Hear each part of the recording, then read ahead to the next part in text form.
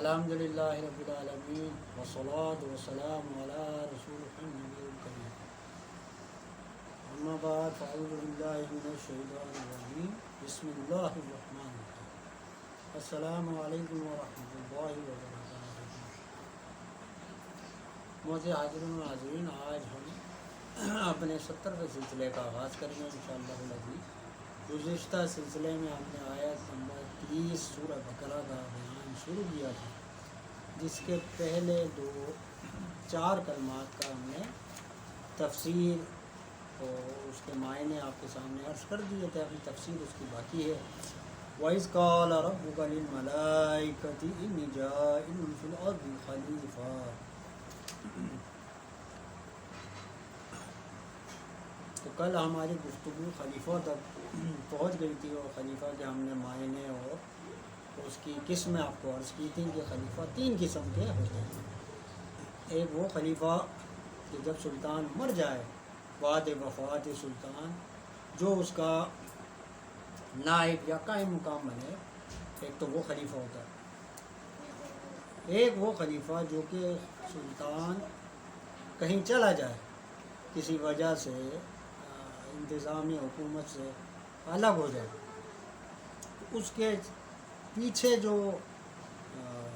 خلافت یا نیابت جو اس کی قائم کرے سلطان میں، وہ دوسری قسم۔ اور تیسری قسم یہ ہوتی ہے کہ خلیفہ نہ موجود ہو، نہ خلیفہ کہیں گیا ہو، یعنی خلیفہ اس کو کہتے ہیں پس پردہ نیابت سلطان، یعنی سلطان پردے میں چلا گیا، ابھی وہ نہ حکومت میں ہے نہ حکومت سے الگ ہے، لیکن وہ اپنی جگہ کسی کو اپنا نائب یا خلافت عطا کر دیتا ہے۔ یہ جو خلافت ہے، یہاں پہ اسی تیسرے قسم کی خلافت کا بیان کیا گیا کہ انسانیت یا حضرت آدم علیہ السلام کو جو خلافت اللہ پاک نے عطا کی، انی جاعل فی الارض خلیفہ، کہ زمین میں ان کو خلافت عطا کی گئی، تو وہ خلافت اللہ رب العزت کے ہی نائب ہیں وہ، اور وہ کیونکہ اللہ پاک ابھی ہم سے غیب میں اور وہ ہم سے موجود ہے، تو یہ جو تیسری قسم کی خلافت ہے، اس کی نیابت یا اس کی خلافت آج انسانیت زمین پر جو کر رہی ہے، وہ اسی تیسری قسم سے تعلق رکھتی ہے۔ تو مفتی صاحب فرماتے ہیں کہ حضرت آدم علیہ السلام کو پہلا خلیفہ مقرر کیا گیا، تو سارے پیغمبر، اس لحاظ سے سارے پیغمبر اور حضور علیہ السلام کے بعد قیامت تک ہر زمانے کے کتب خلیفۃ اللہ ہیں، یعنی حضور علیہ السلام پہ نبوت رسالت ختم ہو گئی، اب حضور کے بعد قیامت تک جو نیابت یا خلافت کا منصب ہے وہ دیا جائے گا، جو کتب زمانہ شخصیت ہوتی ہے جسے پورے زمانے کا کتب مقرر کیا جاتا ہے، وہی خلیفۃ اللہ ہوتا ہے۔ تو آپ فرماتے ہیں قرآن کریم میں فرمایا جاتا ہے یا داؤد انا جعلناک خلیفۃ فی الارض، یعنی حضرت داؤد علیہ السلام کو بتایا گیا کہ ہم تمہاری زمین میں تو بنائیں گے خلیفہ، اپنا نائب تمہارے ساتھ۔ پھر پہلے خلیفہ حضرت آدم علیہ السلام ہوئے، اور آخری خلیفہ حضرت عیسیٰ علیہ السلام۔ تو عیسیٰ علیہ السلام اس لیے آخری خلیفہ ہوں گے کیونکہ حضور علیہ السلام کے امت میں جب قیامت کے قریب زمانہ آئے گا، حضرت عیسیٰ علیہ السلام آسمان چوتھے آسمان سے زمین پہ تشریف لے آئے، اور ہماری یعنی امت محمدی کے آخری کتب یا آخری ولیوں کے کتب حضرت عیسیٰ علیہ السلام ہی ہوں گے۔ مطلب آپ حضور علیہ السلام سے پہلے جب دنیا میں آئے تو آپ نبی کے طور پہ آئے، اور اب جب آپ اس دنیا میں تشریف لائیں گے تو حضور علیہ السلام کے امتی کے طور پہ تشریف لائیں گے۔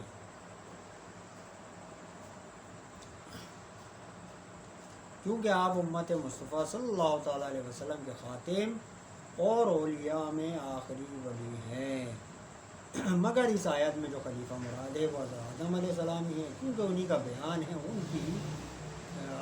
پیدائش یا انسانیت کی پیدائش کا یہاں ذکر کیا جا رہا ہے۔ انبیاء کرام چند وجہوں سے خلیفۃ اللہ ہیں، ایک تو ہے کہ آسمانی علوم اور زمینی چیزوں کے مجموعہ ہیں، یعنی ان کا جسم فرضی جسم زمینی ہوتا اور روح ان کے ملک ہوتی ہے۔ دوسرا یہ ہے کہ تمام انبیاء السلام اللہ تعالیٰ کی صفات کے نظر ہوتے ہیں۔ تیسرے ہے کہ تمام انبیاء السلام کو اللہ رب العزت اپنا علم عطا فرماتا ہے۔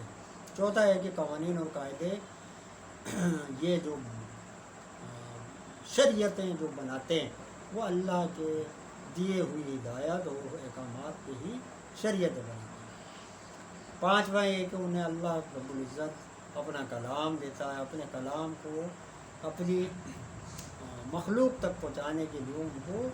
بذریعہ ایک ذریعے کے طور پر اللہ پاک استعمال کرتا ہے۔ پانچواں ہے کہ ان کو ایسی قدرت کا کاملہ عطا فرمائی جاتی ہے جو رب کی قدرت کا نمونہ ہو، تو ان کی قدرت اور قوت فرشتوں سے بھی کہیں بڑھ کر ہوتی ہے۔ جیسے حضرت موسیٰ علیہ السلام نے ملک الموت کو ایک تھپڑ مارا تو وہ اس کی تاب نہیں لا سکے، جیسا کہ احادیث مقدسہ میں آیا۔ چھٹا ہے کہ دنیا کی ہر چیز ان کے قبضے میں کرتی جاتی ہے، حیوانات، جانور، آسمان، زمین، ہر شے پہ ان کی حکومت قائم ہوتی ہے، اور سلطان کی نیابت کا حق، خلافت کا حق دو ہی چیزوں پہ موقوف ہے، سلطان کا سا علم اور سلطان کی سی قدرت۔ تو اللہ پاک انہیں علم بھی عطا کرتا ہے اور قدرت بھی عطا کرتا ہے۔ اسی لیے اللہ رب العزت نے حضرت آدم کو جب خلیفہ بنایا تو انہیں علم اسماء عطا کیا گیا اور علم کی عطا ظاہر فرمائی اور آپ کو مسجود ملائکہ بنا دیا۔ اس میں قدرت خلیفہ کو ظاہر کیا گیا، یعنی علم جو آپ کو عطا کیا گیا وہ اللہ تعالیٰ کی علم کا مظہر تھا، اور جو آپ کو ملائکہ سے سجدہ کرایا گیا وہ ایک اللہ رب العزت کی قدرت کا مظہر تھا۔ ساتھ میں ہے کہ جسمانیات کے علاوہ روحانیات میں بھی ان کا بہت دور دورہ ہوتا ہے، جنات، فرشتے، ہر شے ان کے قبضے میں ہوتی ہے اور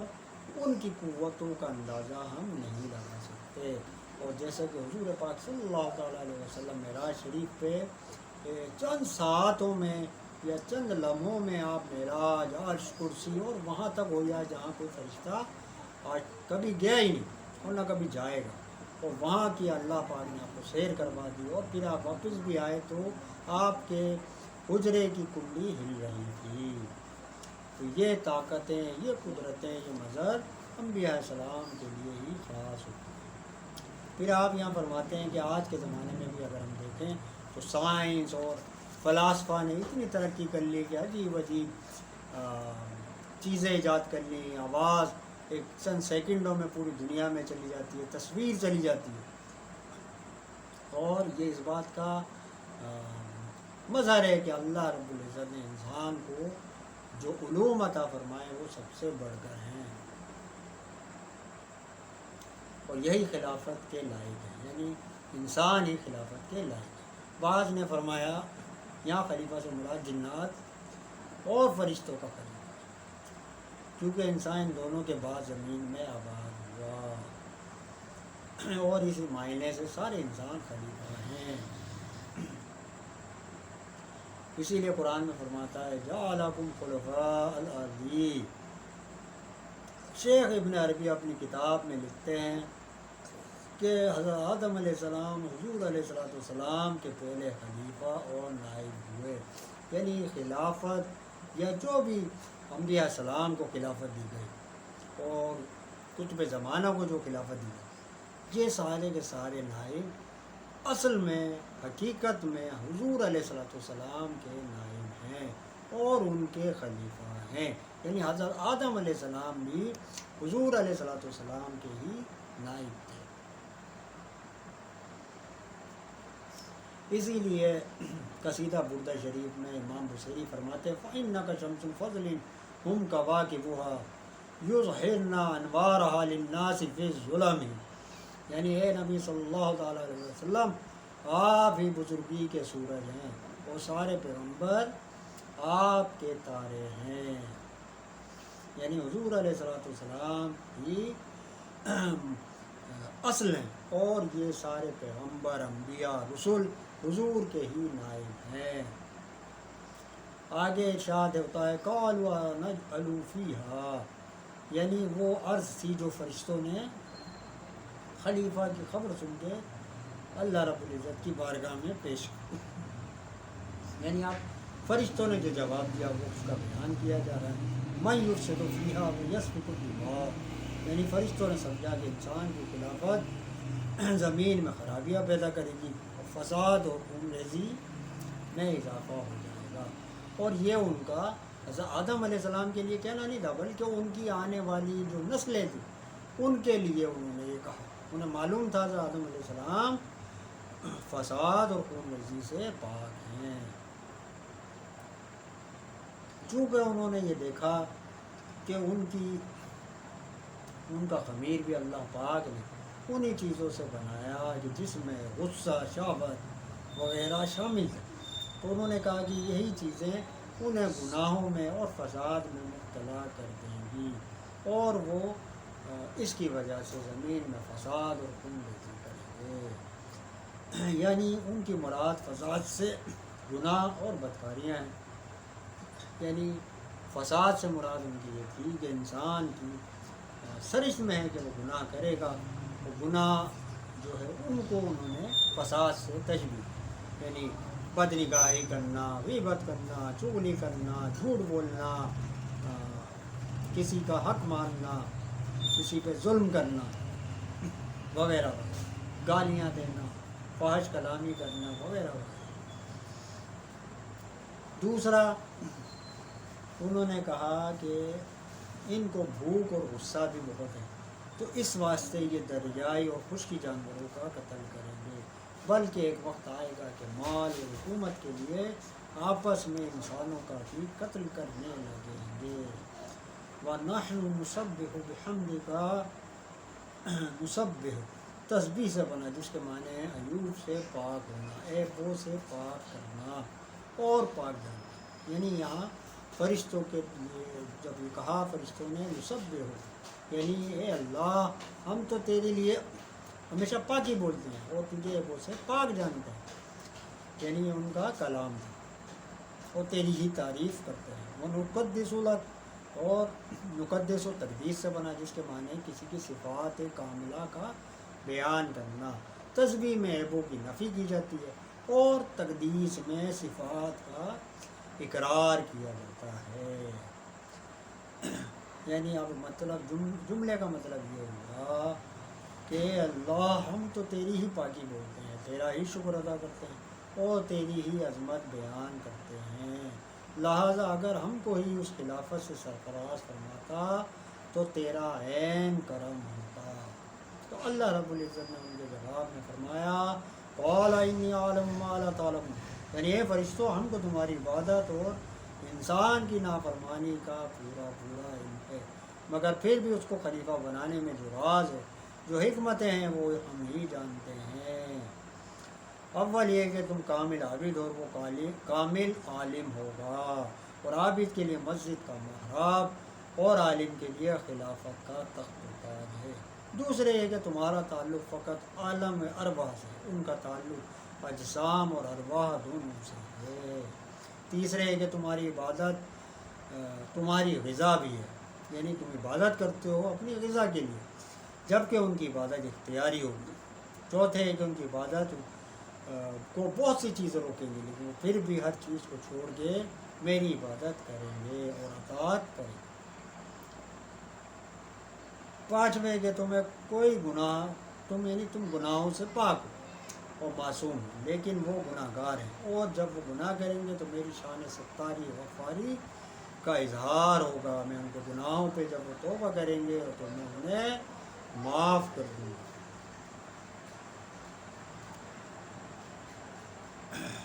ان کے دل میں میرے لیے عشق اور محبت کا جوش اور خیال میں میرا جذبہ ہے، اور جب وہ اپنا غصہ میری رضا کے لیے نکالیں گے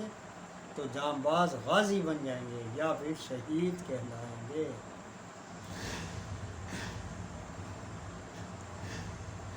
اور ان میں اکثر بیماریاں یا برائیاں ہوں گی،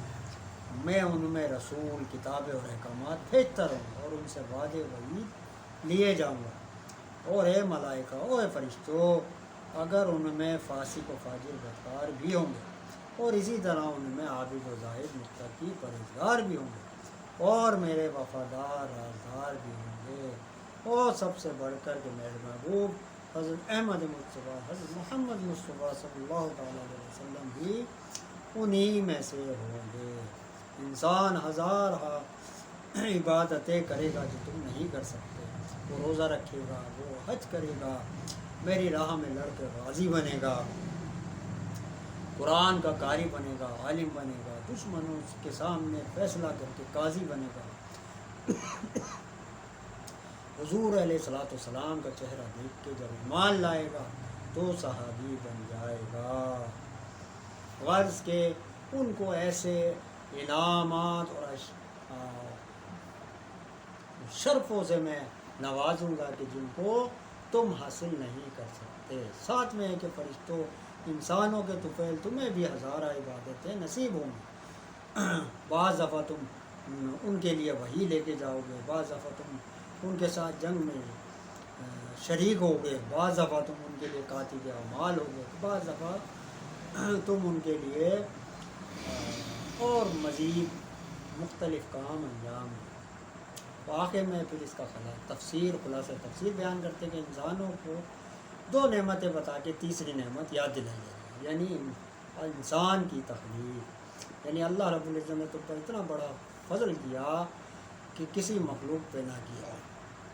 اور آدم علیہ السلام کو وہ عزت بخشی کہ فرشتوں کو ان کی پیدائش کی خبر دی، اعلان کیا اور ان کو بتایا کہ میں انہیں اپنا خلیفہ بنانے جا رہا ہوں۔ جب انہوں نے سنا تو وہ سمجھے کہ آدم علیہ السلام تو اللہ کے نیک بندے ہوں گے، مگر ان کی اولاد میں اکثر لوگ خون ریزی کریں گے یا فساد پھیلائیں گے، تو نہایت تعجب سے کہنے لگے اے مولا، ایسے کو خلیفہ بنانے میں کیا حکمت ہے جو فساد اور خون ریزی کریں؟ ہم تیری تسبیح اور حمد کرتے ہیں، ہم فرشتے موجود ہیں، ہم میں نہ غصہ ہے نہ شہوت ہے۔ تو اللہ تعالیٰ نے فوراً جواب دیا کہ اس میں جو حکمت ہے وہ تم کو نہیں معلوم، یعنی ہم کو جو معلوم ہے وہ تم نہیں جانتے۔ تو یہ اس کے خلاصہ تفسیر ہے۔ آگے اس کے مزید نکات اور آدم علیہ السلام کی پیدائش کے بارے میں